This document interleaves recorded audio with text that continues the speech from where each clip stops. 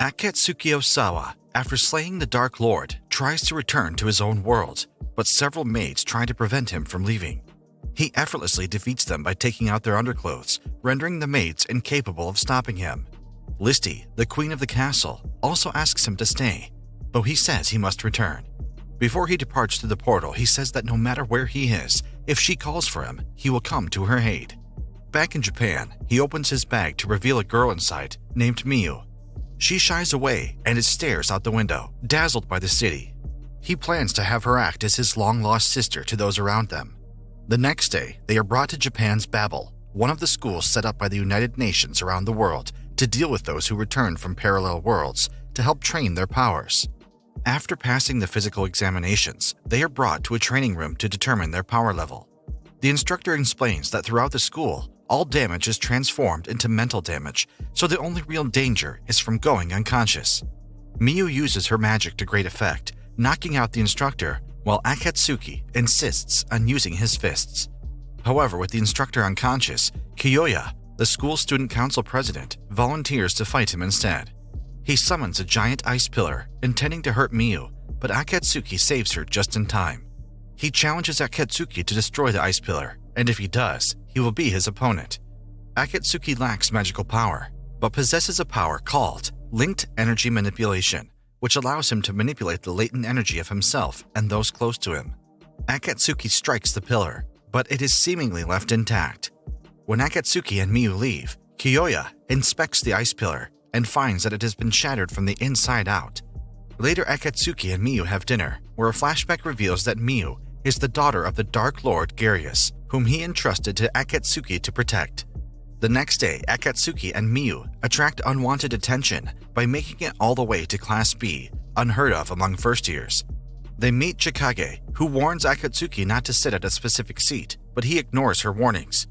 Onizuka, a student who recently dropped from Class A, angrily yells at him to get out of his seat, but Akatsuki effortlessly defeats him, knocking him unconscious. The disturbance attracts the attention of the disciplinary committee, who calls Akatsuki to the council room. Once there, he haughtily sits down on President Kiyoya's chair, which enrages the council members. When Kiyoya shows himself, Akatsuki throws himself at him, but he is stopped by the other council members. He is warned that further outbursts like earlier would be met with harsh sentence. Akatsuki leaves the room and meets his class representative, Kazuha, a small girl that skipped several grades to get into Class B. She warns him against further trying to provoke the student council, but he remarks that he left a small fire in the council room. Haruka, the vice president, chases after him, as it is revealed he snatched her underclothes earlier. She tries attacking him, but he easily subdues her again by taking away more of her clothes, embarrassing her further. She runs away, swearing to punish him one day. Later, while cleaning up in the PE shed, Kazuha, Akatsuki, and Miyu find Chikage making out with another girl. The girl runs away in embarrassment, causing the door to lock and trapping the four of them inside. However, Kazuha soon feels the need to go to the bathroom, and she begins to cry. Akatsuki, who always responds to a woman's tears, comes up with a plan. He touches both Miyu and Chikage, and using his linked energy manipulation, makes them feel the need to go as well. As a finishing touch, he bites Kazuha's ear, causing all three of them to wet themselves. They are saved when Haruka finds them inside the shed, and the three girls rush out, swearing to get back at him someday. Onizuka's bullying has come to an end due to Akatsuki, leaving him bitter and resentful. Meanwhile, because of Akatsuki's troublemaking, Kazuha is forced by the student council to create a report of his actions every morning. If she fails, she will be returned to elementary school. Akatsuki catches her in an elevator, where he reveals he predicted that they would ask her to do that. She remarks that she wants to be an adult, so Akatsuki drags her to a manga cafe, followed by Miyu and Chikage. In a private room, Akatsuki asks her what she wants. She replies that she wants to be an adult. He says that it's okay to laugh, cry, and smile alongside the rest of Class B. She smiles and she thanks him for his help, remarking that she would have let him have his way with her if it wasn't so sudden. During PE, the students are presented with a special bands that summon a weapon that best suits them according to their image. But Akatsuki's band fails to summon anything, and he reveals that he can't use any real magic. The students are then split into two blocks. One will fight in groups to face off against a cockatrice, while those who prefer to fight solo will remain in the other. Onizuka fights Akatsuki, but he once again is easily defeated despite his desperate efforts. On the other side, the powered-up cockatrice begins wreaking havoc on the wholly unprepared students, turning several of them to stone. They are defeated one by one, until only Mui remains, but she is saved just in time by Akatsuki. Using several of the special bands, he summons a gigantic black blade to slay the cockatrice. Akatsuki goes off to investigate the true culprit behind the incident, Tanaka, a man he defended from Onizuka's bullying. Akatsuki correctly estimates that Tanaka is quite a strong fighter, and he used Onizuka's tampering with the summoning system as an opportunity to make the cockatrice go even more berserk. Tanaka threatens to reduce the whole building to rubble. However, he is suddenly frozen in ice with the arrival of Kayuya.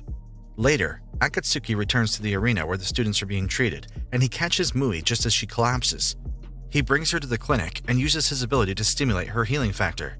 Noticing she's in trouble, he says that she is allowed to cry, as despite everything that has happened, he is still the one who killed her father. Overwhelmed, Mui weeps into Akatsuki's arms. The next day, Mui plans to ask Chikage and Kazuha to go out shopping. While she showers, she sees Tanaka on the ceiling practicing his energy manipulation abilities. Embarrassed, she slaps him in a fit. Later, Akatsuki is approached by a mysterious blonde-haired student who tries to punch him as a greeting. After a brief brawl, the man introduces himself as Kaido, a member of Class A. Impressed with Akatsuki's combat prowess, invites him out the following week. As promised, Kaido brings Akatsuki out behind the school, where an auto shop dedicated to conduct experiments is located. There they meet a mechanic whom Kaido refers to affectionately as Pops and asks him to show it. Akatsuki approaches a motorcycle, but is repelled by an unknown force. Pops explains that the motorcycle, called Sleipnir, is made of a legendary metal and boasts over 16 million horsepower, capable of breaking the sound barrier. He warns him that Sleipnir chooses his rider, and that only Akatsuki's father, Guki, was the only one to ever tame it. Akatsuki, not wanting to be outdone, successfully rides and tames Sleipnir, causing Pops to relinquish its ownership to him. However, the commotion it causes attracts the attention of Haruka, who demands the motorcycle's confiscation. She tries reaching out to the bike, but her clothes are ripped apart. She suddenly receives an alert to respond to a terrorist attack. Akatsuki lends her his coat, and she bashfully says that she'll return it, but swears to punish him one day. Terrorists claiming to be the Crimson Twilight have taken control of a hotel and demand that their arrested comrades be released. Haruka, alongside the other two members of the student council, Ryuhei and Minami, infiltrate and engage the terrorists. They successfully subdue most of them, but a gunman takes a small child hostage and brings her to the rooftop where he demands a getaway helicopter. Haruka is forced to accept his demands, but signals to Ryuhei and Minami to jump him the moment he lets down his guard. However, the child begins to cry, and once her tears hit the ground, Akutsuki appears, knocking out the terrorists in one fell swoop. Haruka reprimands him for unnecessarily endangering himself and the hostage, but he ignores her.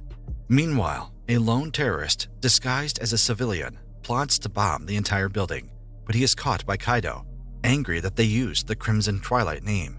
Later, Haruka returns Akutsuki's coat to Miu. Although outwardly annoyed at him, she begins showing signs of developing feelings for him.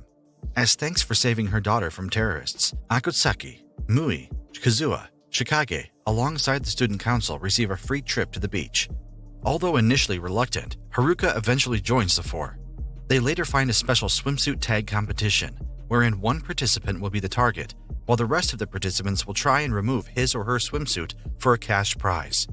Kaido, who happens to be working at the event part-time, convinces them to join. Through Kaido's manipulation, Akutsuki is chosen as the target, and he immediately runs away. Soon, competitors come after him, but he turns the tables by removing their swimwear instead. Kazuha and Chikage manage to trap Akutsuki, but he easily climbs out of the sandpit and strips Chikage. However, Kaido stops him from stripping Kazuha, as it would be illegal.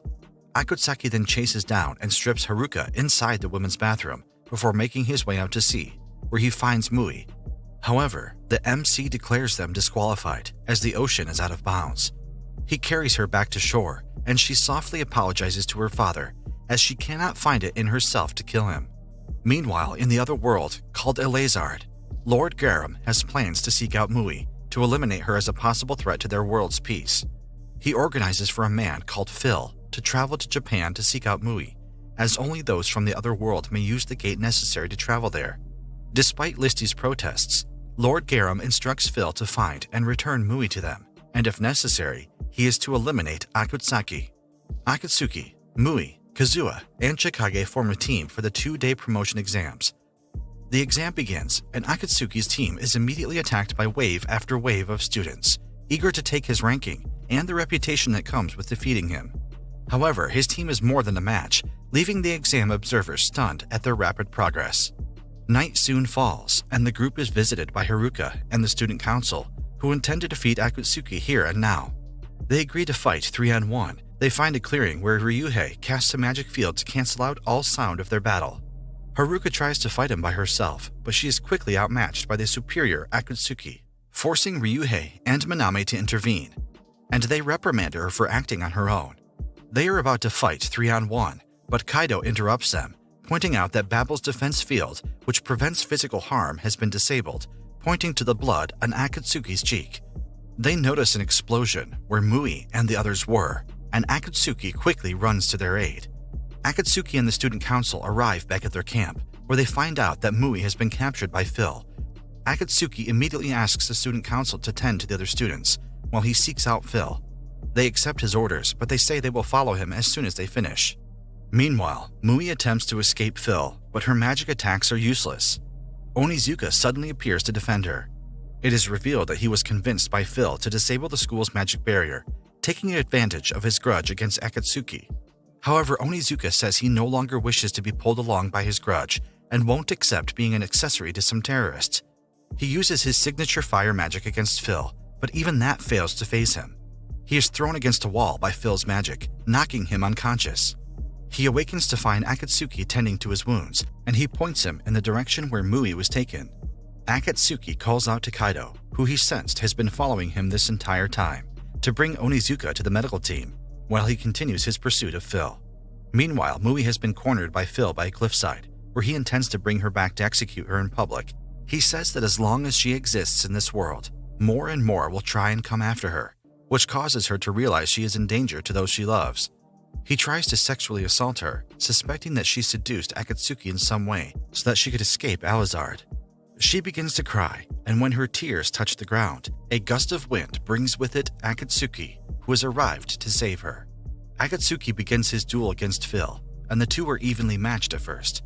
Phil's magic appears to give him the advantage, but Akatsuki explains that his linked energy manipulation allows him to fend off magical attacks. As Akatsuki gradually gains the upper hand, Phil changes tactics and attempts to hold Mui hostage.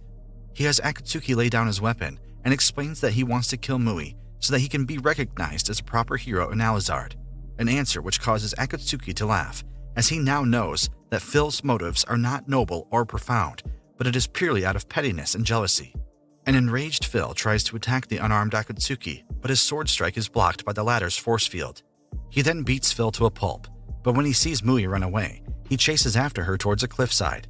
She says that she no longer has a place to belong. If Alizard means death to her and her clan, and this world means death to her friends, then the only recourse is death.